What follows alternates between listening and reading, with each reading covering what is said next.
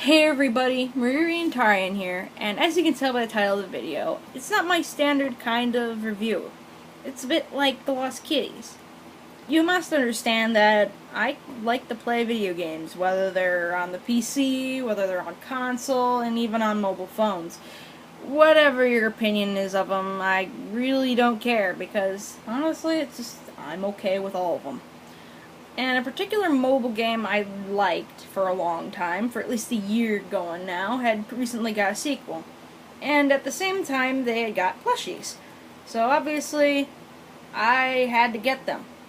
And they are Kleptocats. So, as you can see, these little kitties here are known, in the game at least, for creating portals and giving you random stuff, like, I don't know, a coin or a diaper, and I can't really name off the top of my head some of the stuff, but some of it's actually kind of funny. I mean, they got even some, like, anime memes and video game stuff, so it's kind of cute. I suppose I should get into the review part of it, and I guess the first things first is reviewing the boxes, as per the usual. So, here is the display. Here, so you got your front. Got the side with these more kitties, and it tells you collectible plush from Funko here, and then it's part of their Mystery Minis plushies. I think this is one of their first of the set, so it's probably the first in the series as far as I'm aware, although I could be wrong on that. I don't really follow Funko. I just happen to get whatever catches my fancy. There's the boxes. Here's the inside. It's covered in little paw prints and little coins, which are common for the game. And here is the flap that is removable. I happened to get this display box not by buying the whole set. It kind of sort of happened. When I was buying the set, I just so happened to empty the box. And I'm asking the cashier at my local store, could I take it? And they said, yeah, sure, we don't care, take it. So, yeah, now I got this display box too, which is kind of nice. And as you can see, legal mumbo jumbo, and obviously the Funko logo. So, that being said, let's go to the main boxes. And that's my duplicate of one of the characters there. I'm going to leave her there for a bit. And here's the box. Here's the front, side.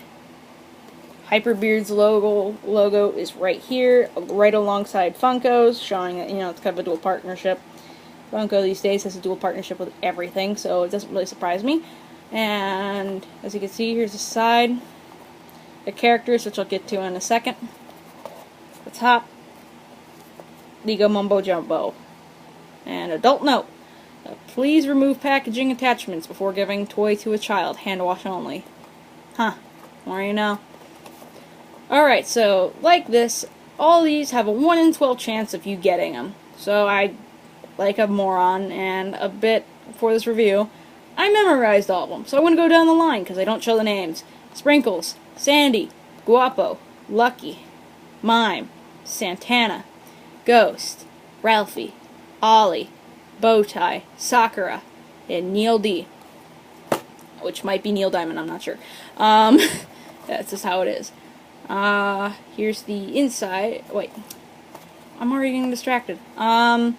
I suppose I should already mention I don't have a full set. I am missing 3, and that is Ralphie, Ollie, and Lucky. So I don't have those 3, so I can't do a review on those. I can only do a review on the majority that I have. So that being said, I kind of want to get into the inside of this box because it's a bit weird, honestly. Like, just starting off with this. I don't think I've ever seen this type of closing before for this box type. Because, normally it's just the flap that's just straight. It normally doesn't have this tab here. I don't know if it's like that for other Funko products, or it's just unique to this branding, but it's the same type on the top and the bottom. So, I don't know. I just kind of was interested in that, and I'm interested in weird things. So as you can see, that's a tab. Open these up to the side, and look, you reveal the bag, which will contain your toy. Obviously, I took it out. This one was Sprinkles.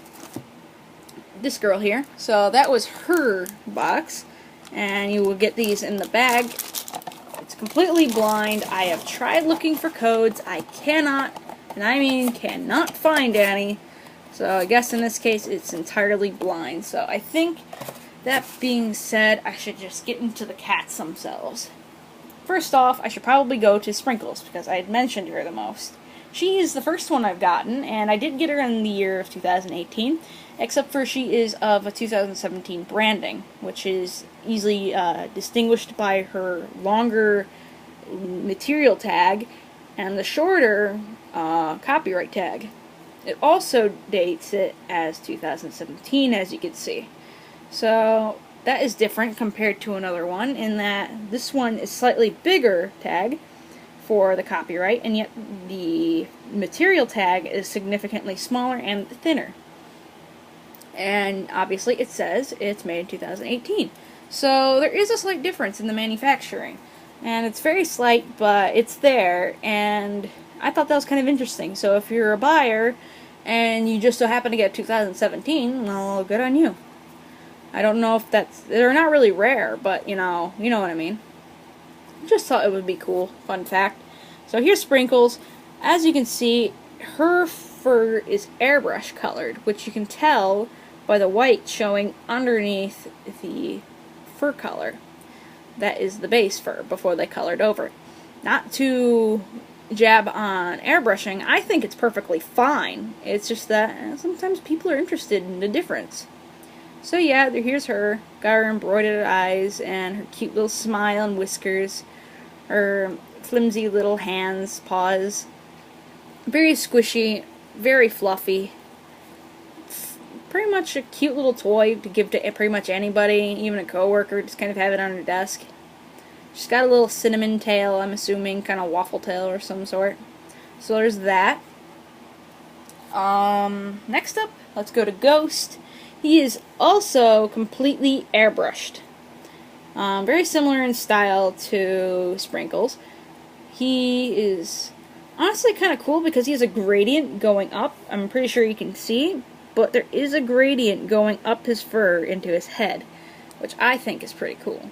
And again, similar fiber, slightly difference, and noticeably probably in the fact that this is from 2018 and that's from 2017, so that might be the case. So yeah, that's Ghost.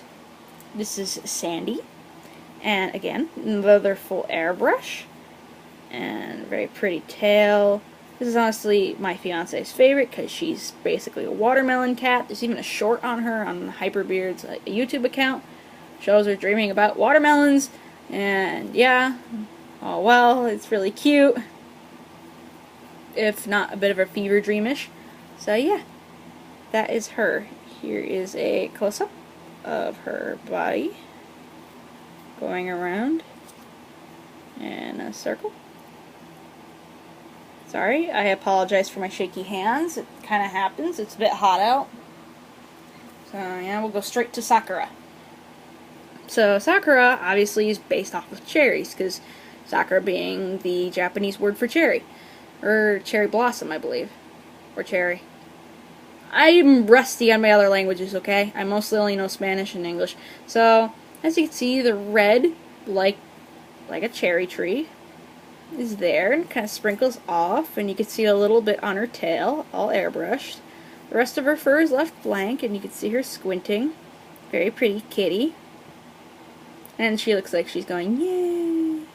Because sometimes if you put these in their pocket and you can somehow strategically like put the paws down, it actually makes a really cute effect. So yeah, here we're going to set these for a side off camera or on camera, whatever they want to do. Oh my god, it looks like Ghost is whispering sweet nothings into Sprinkles' ears. I'm slightly terrified. Here is Neil D. He's actually the first one to have more embroidering on him, other than just his eyes, and as you can see, they're spirals, which is probably shows confusion or pure excitement. His ears are different in that they have little specks of white on them. I think it's supposed to represent stars, or, well, a diamond. It's hard to tell. But here you can see his little chest pattern has a little bit of embroidering and some airbrushing on the inside here, which shows more of those stars and a bit of a cloud-like pattern. The rest of him is white, but still pretty cute little guy. Oh my god, it looks like Neil D is going to attack Glomp Sprinkles now. Oh my god, poor Sprinkles. Now we're gonna go to Santana. He's another one with a embroidering fiesta here. He has this nice tuft here and a beautiful little face mask. He's honestly one of the softest ones, and I don't know why. I honestly don't know why. I think he's just, that's the way he is. He's honestly the softest in the set for me.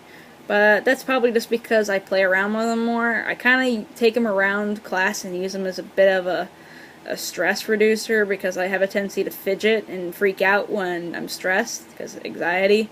So I kind of squeeze him and rub him and I feel better because, I don't know, I'm weird. I think I need help, but oh well.